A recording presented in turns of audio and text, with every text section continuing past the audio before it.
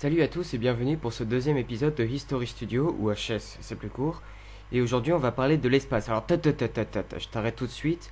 On va parler de l'histoire de l'espace, donc pas d'aliens, pas de martiens.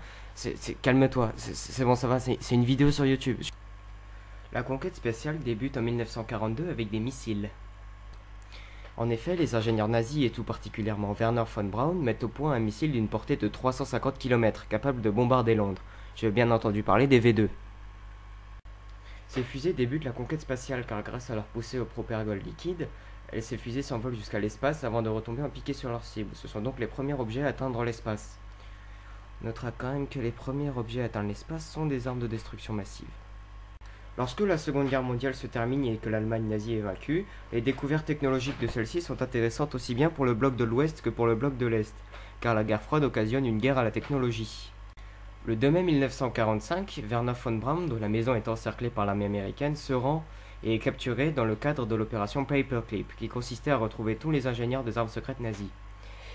Et il y en a beaucoup des armes secrètes nazies. À partir de sa capture, il travaille pour l'armée de terre américaine et met au point en 1950 le missile Redstone, qui est le premier missile guidé américain. Il collaborera dans le milieu des années 1950 avec Walt Disney pour produire des films ayant pour thème la conquête spatiale. Dans le même temps, en URSS, Sergueï Korolev, un ingénieur en aéronautique ukrainien extrait du Goulag en 1945 pour ce projet, est chargé par Staline de mettre au point une version améliorée des V2, grâce aux 150 ingénieurs allemands rapatriés de force en URSS. Ces travaux aboutissent à une série de missiles aux capacités croissantes. Il met d'abord au point en 1947 le R1, aux capacités similaires à celles du V2. En 1953, la production du R2, un missile plus grand à la portée doublée, 550 km, commence. En 1954, Wernher von Braun propose à la société américaine American Rocket Society, excusez l'accent anglais, d'utiliser le missile Redstone pour envoyer un satellite artificiel en orbite. L'armée de terre soutient son idée et le projet Orbiter est lancé. Cependant, Eisenhower ne place pas la conquête spatiale parmi ses priorités et ne souhaite pas que le premier satellite artificiel soit envoyé dans l'espace par une équipe majoritairement allemande. Le projet Orbiter est donc abandonné en 1955. Il confie le projet de conquête spatiale au programme concurrent de la marine, le programme Vanguard. Pendant ce temps-là, en Union soviétique, vous savez quoi? On va faire un jingle, passage d'un pays à l'autre, comme ça va être plus simple.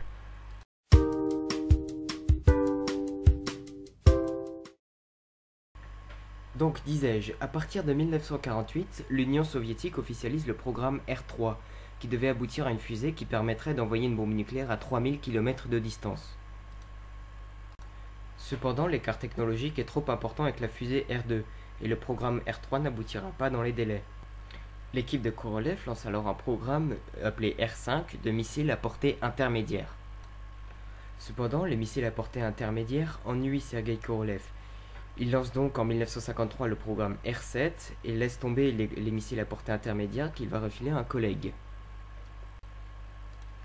Le R7 doit être capable de porter une bombe H de 5 tonnes sur une distance de 8000 km. Lorsque le missile R7 est opérationnel, Korolev veut s'en servir afin d'envoyer un satellite dans l'espace à but purement scientifique. Cependant, pour que le gouvernement l'autorise à réaliser ce projet, Korolev doit trouver des arguments valables. Il dit alors que ce satellite leur fera de la propagande grâce à la réussite technique face aux États-Unis et que ces satellites peuvent servir d'espions. Le programme Sputnik est alors lancé. Après de nombreux échecs, un lancer de satellite est réussi. Korolev prévient alors le gouvernement qui l'autorise à effectuer un autre lancer afin de pouvoir prouver la fiabilité du R7 et mettre en orbite un satellite. Korolev, qui suit alors l'avancée des travaux américains, décide de gagner du temps. Il abandonne la charge utile initialement prévue pour laisser juste le strict minimum, c'est-à-dire un appareil capable d'émettre un simple bip par onde radio pendant quelques jours. Le 4 octobre 1957, Sputnik 1 est mis en orbite autour de la Terre. C'est le premier satellite artificiel à être allé dans l'espace et le premier objet mis en orbite autour de la Terre. Ce moment est alors un grand moment pour l'URSS, qui marque sa première victoire dans la course à l'espace contre les États-Unis. Balancez la musique, s'il vous plaît.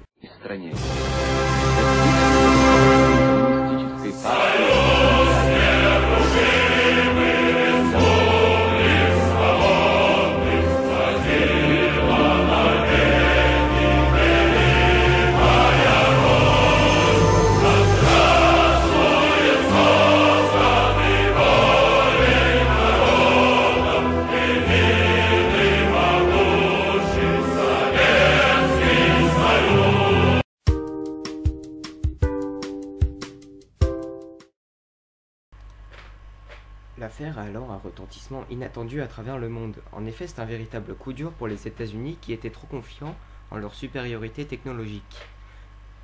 Suite à cet événement et les lancers ratés du satellite TV3 par le programme Vanguard le 6 décembre, Wernher von Braun revient sur les devants de l'astronautique américaine pour participer au projet du lancement du premier satellite artificiel américain envoyé dans l'espace, Explorer 1.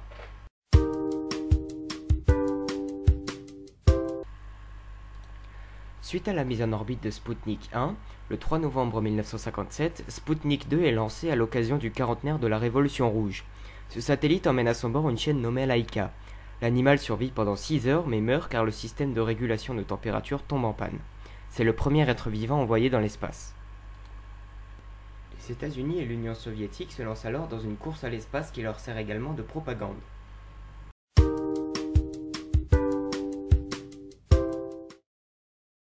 En 1958, la NASA, National Aeronautic Space Administration, est fondée. Les États-Unis lancent alors de nouveaux programmes, Mercury et Pioneer. Je vais arrêter de le dire en anglais. Mercury et Pioneer. Le 31 janvier 1958, l'équipe de Wernher von Braun envoie le premier satellite américain en orbite. Il s'agit d'Explorer 1.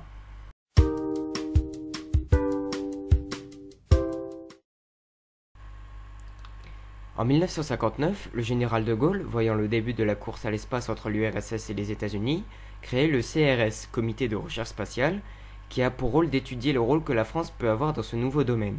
Cependant, le gouvernement n'envisage pas de se lancer sur cette voie. En 1960, la CEREB, Société pour l'étude et la réalisation d'engins balistiques, une société privée financée par l'État, réalise une préétude clandestinement sur un modèle de fusée.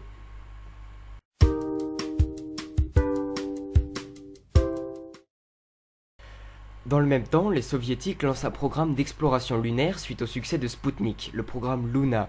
Khrouchtchev officialise le programme le 20 mars 1958. Korolev profite alors du fait que les Américains annonçaient tous leurs vols à l'avance afin d'effectuer les siens le même jour, car il savait que la trajectoire qu'il avait calculée était plus courte. En fait, il voulait juste faire péter un câble aux Américains en arrivant juste avant eux. Les lancers de Luna sont donc effectués les mêmes jours que les lancers de Pioneer. Au bout de 3 tentatives ratées des deux côtés, le 4e lancer de Luna aboutit à un demi-succès le 2 janvier 1959. La sonde s'arrache à l'orbite terrestre, mais la trajectoire n'est pas parfaite, et la sonde passe à 6000 km de la Lune. Cependant, le gouvernement soviétique préfère voir le verre à moitié plein, et annonce que la sonde baptisée un an plus tard Luna 1 a effectué 3 premières. Elle s'est arrachée à l'orbite terrestre, elle est passée à faible distance de la Lune. Oui, 6000 km c'est petit dans l'espace. Vous ne croyez pas? Voilà. C'est bon, vous avez compris? Donc Luna est passée à faible distance de la Lune et s'est placée en orbite héliocentrique, c'est-à-dire autour du Soleil. Le vent solaire est découvert et aucun champ magnétique provenant de la Lune n'est mis en évidence. Un autre lancer est une réussite totale. Le 12 septembre 1959, Luna 2 est lancée et s'écrase sur la Lune. C'est le premier objet à atteindre la surface d'un autre corps céleste que la Terre. L'absence du champ magnétique lunaire est alors confirmée. Moins d'un mois plus tard, Luna 3 est lancée et fait découvrir à l'humanité la face cachée de la Lune. À ce moment-là, l'URSS est alors le maître de l'espace. Le projet Vostok aboutit en 1961 et le premier homme est envoyé dans l'espace à bord de la capsule Vostok 1. Il s'agit de Youri Gagarin. Le 12 avril 1961, il effectue un vol de 1h48 à environ 250 km d'altitude au-dessus de la Terre. Le projet Soyouz est également développé par Korolev. Il s'agit d'un programme ayant pour mission d'effectuer un vol habité autour de la Lune.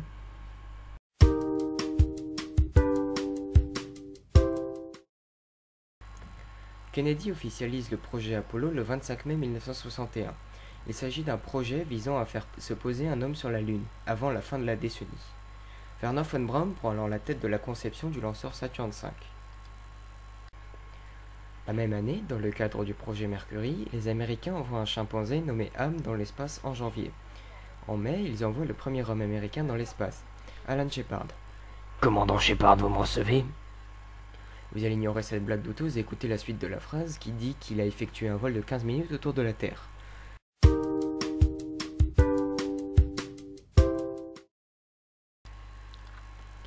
Le 2 août, le général de Gaulle prend la connaissance des études de CEREB et décide de leur donner le feu vert pour la construction du lanceur Diamant. Il fonde par ailleurs le CNES, Centre national d'études spatiales, qui reprend le rôle du CRS, c'est-à-dire taper sur des manifestants. LOL. La société CEREB lance alors le programme des pierres précieuses. Ils mettent au point les fusées Agathe, Ruby, Émeraude, Saphir et Topaz. Pourquoi je vous dis ça? Afin de réveiller les fans de Pokémon qui dorment depuis le début de la vidéo. Et ils travaillent ensuite sur le lanceur Diamant qui doit être une fusion de toutes les autres fusées.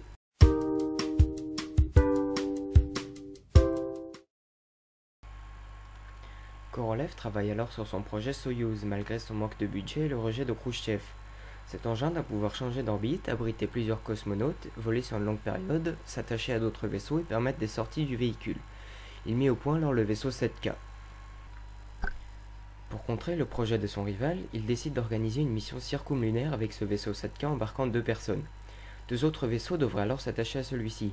Le vaisseau 9K chargé d'accélérer le train spatial, c'est-à-dire l'ensemble du truc, et le vaisseau 11K chargé de transporter le carburant. L'ensemble spatial alors formé serait appelé Soyouz, Union en russe. En 1963, ce projet reçoit le soutien du Conseil spatial de l'URSS, ce qui est paradoxal car Khrouchtchev avait initialement rejeté ce projet. Le premier exemplaire du lanceur appelé Soyouz. Mais, vous avez l'inspiration les soviétiques. Donc le premier exemplaire de Soyouz est lancé le 16 novembre 1963, avec succès. La fusée sera alors utilisée jusqu'à nos jours par la Russie, preuve s'il en est que la Russie ne sait pas construire. Le rendez-vous entre les différents éléments du train spatial est alors organisé de manière automatique, c'est-à-dire par informatique, contrairement à la mission Gemini américaine où le rendez-vous était géré par les astronautes. Ce manque de confiance envers les cosmonautes... Ah oui, au fait, c'est astronaute pour les Américains et cosmonaute pour les Russes. Voilà, ça c'est clair. Est principalement dû à l'idéologie de l'Union soviétique. Cependant, cela constituait un problème majeur technique, car l'industrie soviétique était en retard dans le domaine de l'informatique.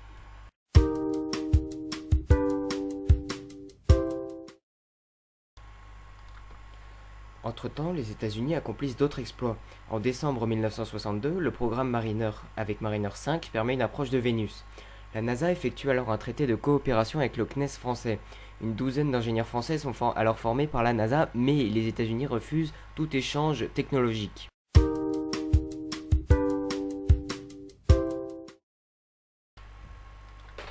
Le 16 juin 1963, l'URSS envoie la première femme dans l'espace, Valentina Tereshkova. En 1964, l'URSS décide de relever le défi américain dans la mission Apollo. Korolev change alors le scénario de la mission Soyouz. L'équipage sera lancé dans un 7K par une fusée Soyouz, tandis que le train spatial L1 est lancé par une fusée Proton conçue par son rival Chelomey. Un rassemblement des deux parties est alors organisé, l'équipage passe dans le train L1 en faisant une sortie extravéhiculaire, c'est-à-dire en dehors du véhicule. Korolev est alors à la tête des opérations, mais il sait que le projet ne sera pas abouti en 1967. Malheureusement, en 1966, Korolev meurt d'un incident chirurgical. Il ne pourra donc pas connaître de la suite de l'aventure Soyouz. Le 18 mars 1965, Alexei Leonov réalise la première sortie extravéhiculaire dans le cadre de la mission Voskhod 2.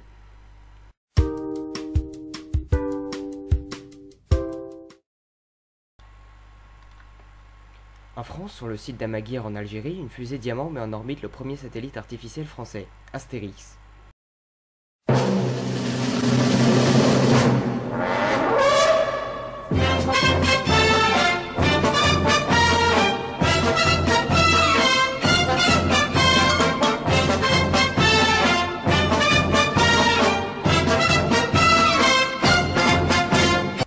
Ah bah c'est sûr, c'est tout de suite moins classe que l'hymne national de l'URSS, mais d'un côté on a le cœur de l'armée rouge, de l'autre côté on a un gros beauf et un petit à moustache qui lutte contre des gars qui savent même pas porter une lance. Qu'est-ce que vous voulez? Donc, suite à ce lancer réussi, la France devient le 3e pays à envoyer un satellite en orbite. C'est donc la 3e puissance spatiale. Waouh, bravo, déduction! Grâce aux connaissances acquises durant le programme Diamant, les ingénieurs français sont en mesure de rivaliser avec la NASA dans le domaine des lanceurs. Et il lance le programme Ariane. En 1961, le général de Gaulle a donné son accord pour la construction d'une fusée européenne baptisée Europa entre 6 pays constructeurs. Le Royaume-Uni construira le premier étage, la France construira le second, l'Allemagne le troisième, tandis que l'Italie, la Belgique et les pays se partageront la réalisation des sous-systèmes, c'est-à-dire des systèmes de guidage, de température, tout ça, et du satellite. En 1964, la France est obligée de trouver un terrain de lancement de substitution car celui d'Amaguir sera abandonné en 1967 suite aux accords d'Évian à la fin de la guerre d'Algérie. Ils choisissent alors le site de Kourou en Guyane qui présente les avantages d'être en territoire français et d'être près de l'équateur, ce qui leur permet d'avoir une trajectoire plus courte. Le programme Europa se porte alors très mal. La fusée ne sera pas adaptée au marché des satellites de télécommunications. Un compromis est alors trouvé et un quatrième étage sera ajouté et qui sera adapté à ces nouvelles contraintes. Cependant, le Royaume-Uni s'irrite car la France essaye de remplacer le site Woomera en Australie par le site de Kourou. De plus, l'étage français Coralie ne fonctionne pas aux essais de 1966 et 1967. Le projet Europa 2 est un échec et le projet Europa 3 est abandonné.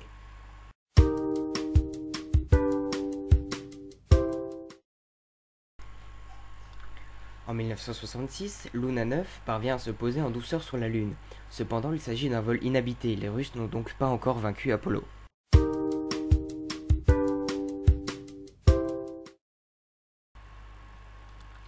Ça commence à faire beaucoup de jingles. Enfin, le 7 janvier 1967, la mission Apollo 1 est interrompue à cause d'un incendie lors de la simulation qui tua des astronautes.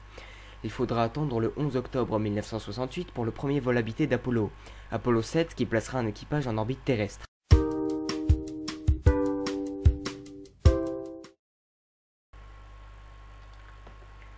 Le programme Soyouz se porte mal du côté soviétique. Les décideurs font de mauvais choix, le projet est handicapé par les lacunes de l'Union soviétique en électronique et en informatique, et les projets concurrents se développent.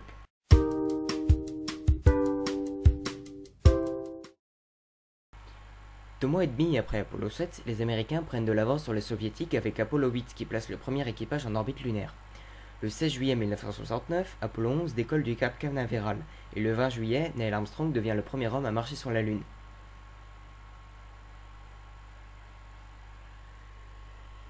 Eh ben, tu mets pas la musique? Non, je la mets pas parce que j'utilise pas 2 fois le même gag. Bah oui, mais après on va dire que t'es ultra communiste et tout parce que t'as mis que celle de l'IRSS. Oh. 10, 9, ignition sequence start. 6, 5, 4, 3, 2, 1, 0. All engine running. Liftoff. We have a liftoff. 32 minutes past the hour. Liftoff on Apollo 11.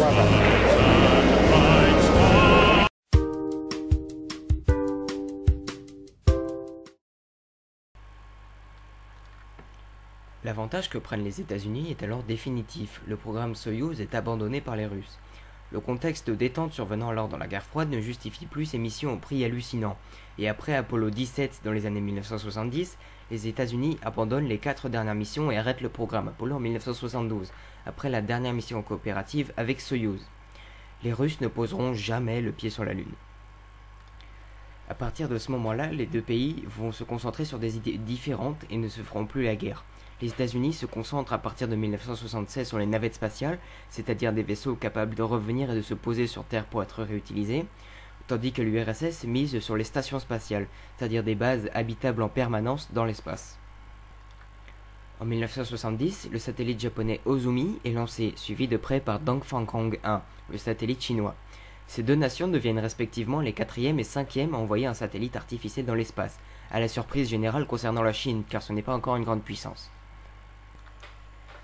À partir de 1970, l'URSS combine les travaux de Korolev et de Chelomey pour le projet de station spatiale Almaz, diamant en russe. Soyouz fabriquera les sous-systèmes et Chelomey la coque d'Almaz. La première station spatiale est alors rebaptisée Salyut 1 juste avant son lancer en 1971.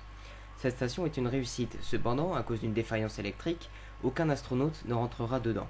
Il faudra attendre Salyut 4 pour voir la première station spatiale habitée. Entre-temps, le vaisseau Soyouz 11 et son équipage sont victimes d'un accident fatal. En effet, lors de la rentrée dans l'atmosphère du vaisseau, un élément de la coque s'est fissuré, engendrant une dépressurisation qui tua l'équipage en quelques minutes.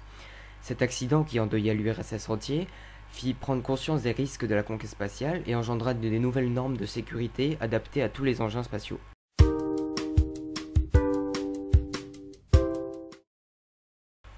En 1973, un nouveau programme européen est lancé. Il s'agit du programme Ariane. Ce programme est principalement contrôlé et financé par la France, qui a eu l'initiative du projet. En 1975, l'Agence spatiale européenne, ESA pour les initiales anglaises, est créée. Elle rassemble 11 pays européens et le Canada. Le lanceur aboutit en 1979 et le 24 décembre, le tir réussit parfaitement. Le lanceur fut utilisé jusqu'en 1998 et il obtint 50% des parts du marché des satellites commerciaux. Il fut réutilisé et modifié et les versions 2, 3 et 4 d'Ariane connurent le même succès, faisant de l'Europe un acteur majeur de la conquête spatiale. La dernière version de ce programme est Ariane 5, encore utilisée aujourd'hui, qui a une fiabilité de 95%. C'est le fer de lance de la politique spatiale européenne.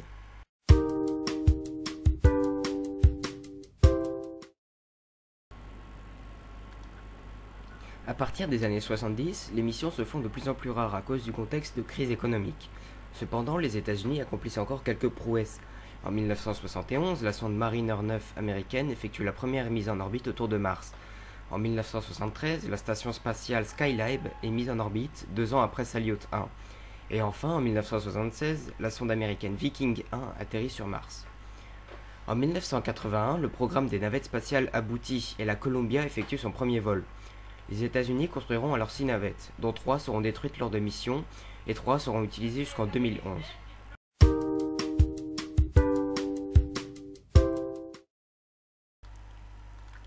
En février 1986, les Soviétiques arrêtent le projet Salyut après la mise en orbite de Salyut 7 pour commencer le projet Mir. Ce projet de station géante reprend les éléments de Salyut 6 et Salyut 7. Il s'agit d'une station spatiale à plusieurs modules, la première de l'histoire. La station fut assemblée de 1986 à 1996 par des vaisseaux Soyouz. La station fut cependant volontairement détruite suite à la crise engendrée par la dissolution de l'URSS en 2001.